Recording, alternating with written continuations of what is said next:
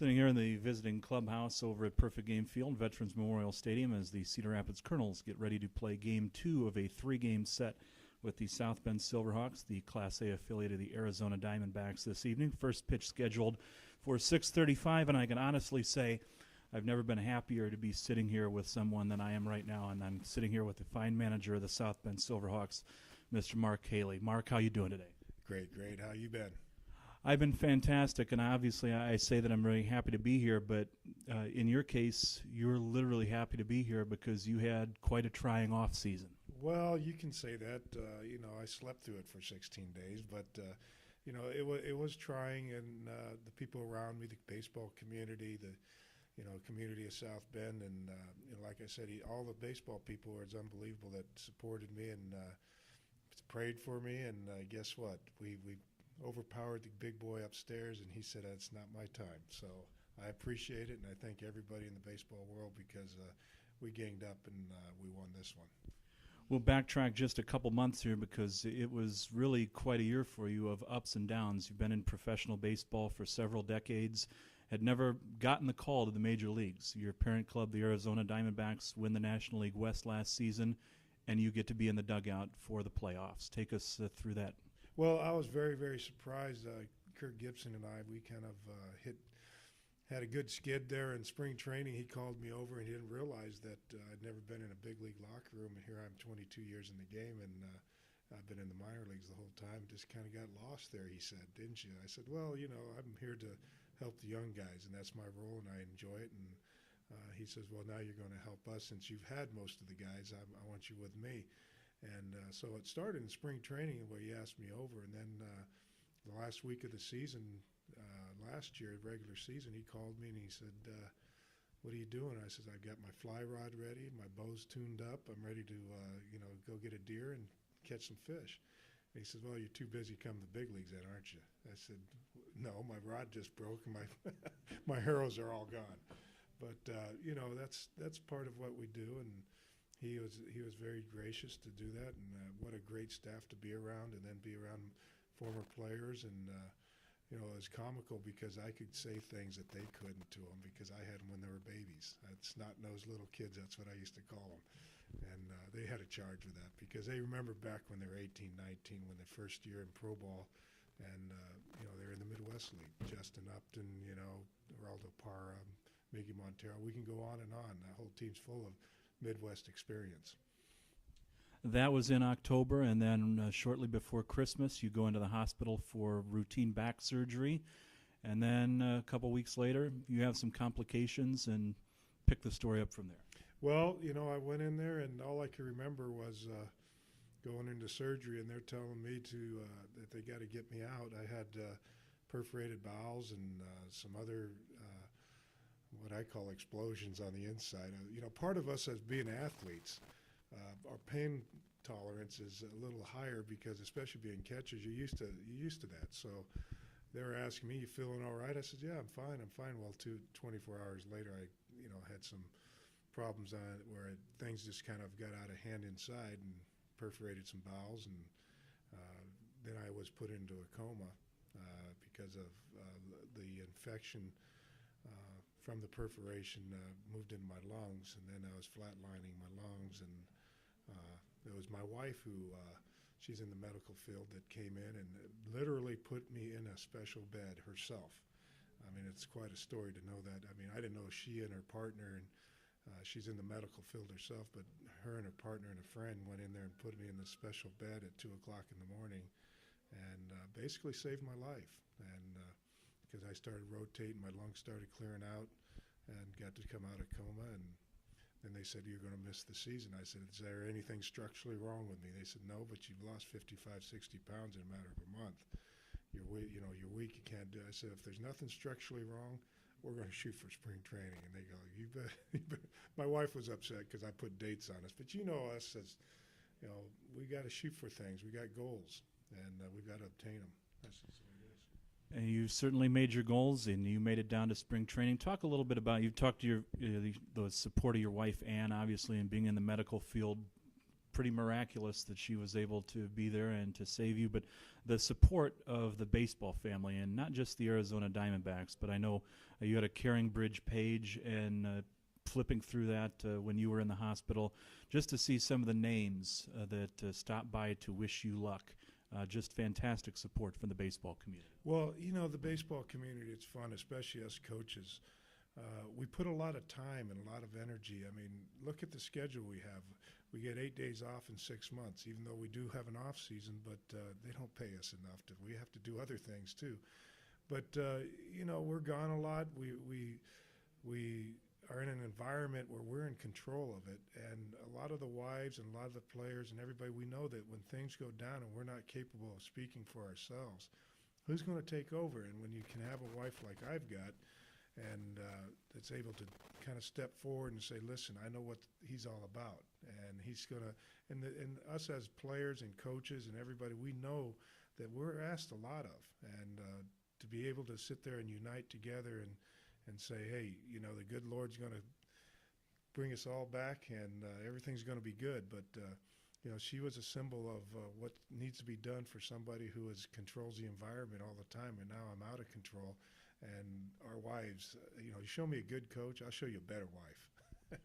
Talking with two-time Midwest League Manager of the Year, Mark Haley, again the Arizona Diamondbacks Midwest League affiliate, the South Bend Silverhawks in Cedar Rapids for Game 2 of a 3-game series. First pitch this evening, 6:35, Perfect Game Field at Veterans Memorial Stadium.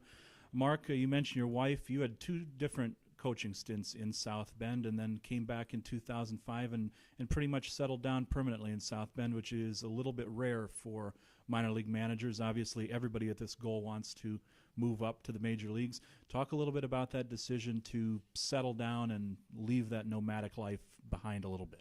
Well, when I got married, I told my wife, I said, give me 10 years to get to the big leagues, 10 years of getting where I want to be, and it's all about me and what I'm going to do. And we lived in Naples, Florida for 10 years, and we, gave it a good shot. But then the kids came, and the 10 years came up, and I made the oath to her. I said, you gave me my 10 years, and from here on out, I'm going to do what's best for my family.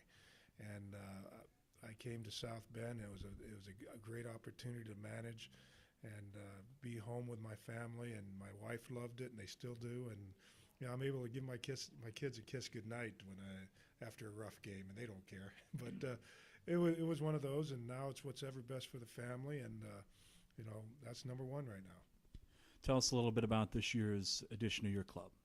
We've got a much older club than we traditionally have had. You've seen clubs come in here, and we've had 18, 19. I can remember a couple of years ago we had, we didn't have one guy over 20 years old in the lineup. Well, we're a little older now. We got some guys with experience. The strength in our club is our pitching. Last night we swung the bat very well.